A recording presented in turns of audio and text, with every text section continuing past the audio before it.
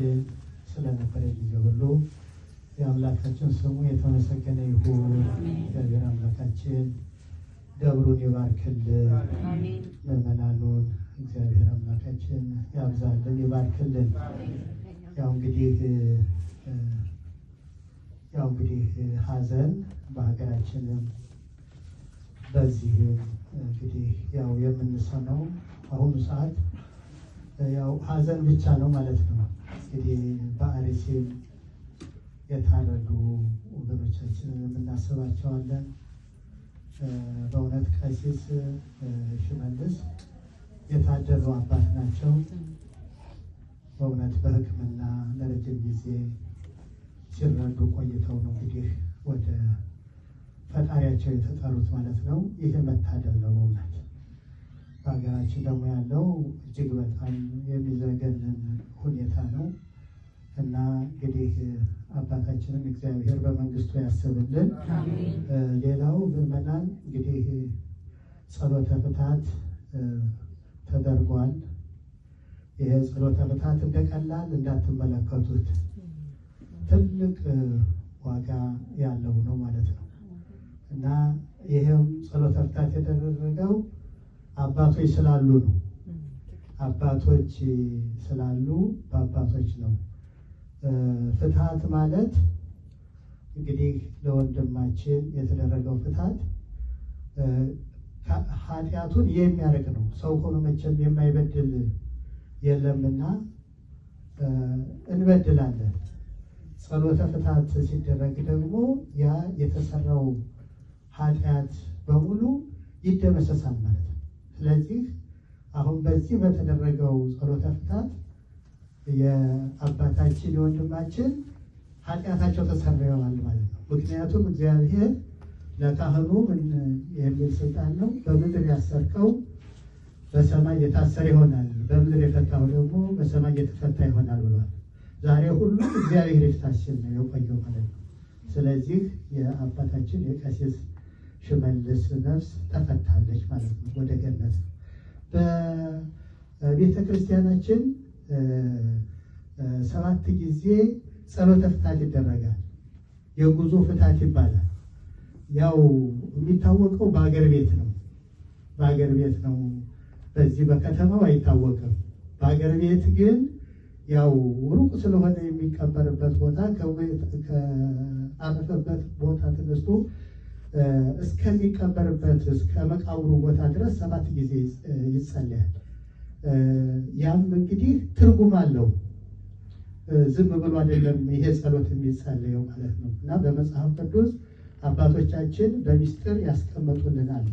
ለምሳሌ ለምንድን ነው 7 ጊዜ የሚጸለይለት ለአንድ ላረፈ ሰው ሲባል፣ አንደኛ ለእስራኤል ትልቅ ፈተና የነበራቸው የኢያሪኮ ግንብ ነበረ። እስራኤላውያን የኤርትራን ባህር ተሻግረው ዮርዳኖስን ተሻግረው ከሄዱ በኋላ ትልቅ ወደ ሀገራቸው ለመግባት የኢያሪኮ ግንብ አውቋቸው ነበርና ያ ግንብ የወደቀው በጸሎት ነው ማለት በጸሎት። ስለዚህም ዛሬም የአባታችንን የበትረ ጊዮርጊስን ኃጢአት በደል ሁሉ ይቅር በል ብላ ቤተክርስቲያን ትጸልያለች ማለት ነው እና ቀላል ነገር አይደለም። ካህኑም በቅዳሴ ጊዜ ይሄንን ይናገራል። የኢያሪኮን ግንብ እንዳፈረስህ የእኛንም ኃጢአታችንን በደላችንን ሁሉ ይቅር በለን እያለ ሁል ጊዜ በቅዳሴ ጊዜ ይጸልያል ማለት ነው እና ሁል ጊዜ ይጸልይልናል በእውነት እና ካህናትን ማክበር ያስፈልጋል በእውነት የምንላቸው። ይሄ ሁሉ የሚሆነው በካህናት ነው። ሌላው ደግሞ ኤልያስ የተባለ ነቢይ ደግሞ አንድ የሞተ ልጅ ወደ እሱ ወሰዱለትና እጁን ከእጁ ግንባሩን ከግንባሩ አድርጎ 7 ጊዜ ጸልየለት ይላል። 7 ጊዜ ሲጸልይለት በ7ኛው ተነሳ ይላል እና በክብር እንዲነሱ አባታችን ተጸልየዋል ማለት ነው። ሌላው እግዚአብሔር ሲፈጥር 7 ቀንን ፈጥሯል። ይሄ በዚህ በ7 ቀን በእውነተኛ ቢቻለን መልካም ነገር ነበር ማድረግ የሚገባን፣ ግን ኃጢአት እንሰራበታለን። እግዚአብሔር ግን ዓለምን የፈጠረበት በዚህ ወቅት በዚህ በ7ቱ ቀን ማለት ነው። ስለዚህ በዚህ በ7ቱ ቀን የተሰራውን ኃጢአት ይቅር በል ብላ ቤተክርስቲያን ትጸልያለች ማለት ነው።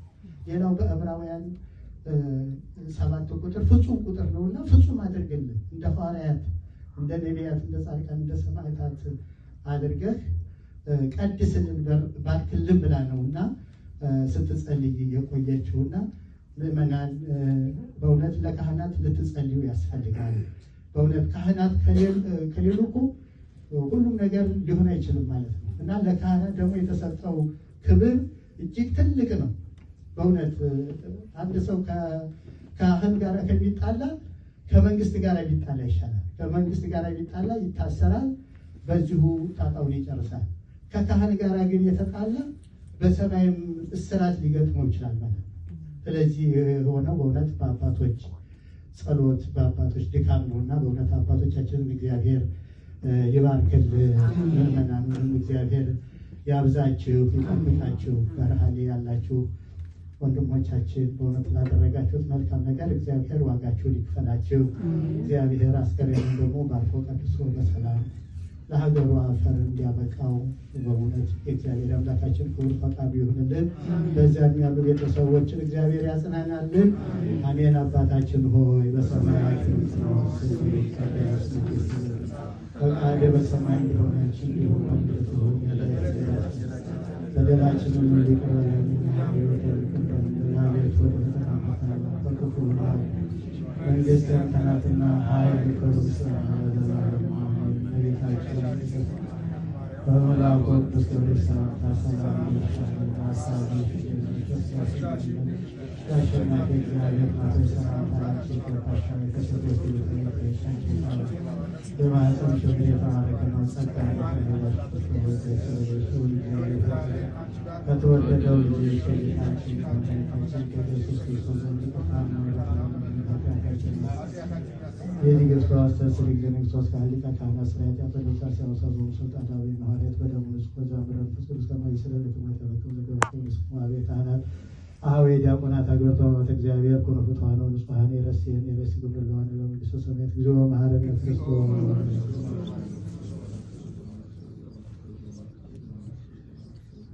በእንተ እግዝእትነ ማርያም መሐረነ ክርስቶስ። በእውቀት ያለ እውቀት ከልጅነት ከእውቀት የሰራን የድል ማጨታችን በደላችን ሁሉ የማይሰራ ኃጢአት እግዚአብሔር ይፍታ።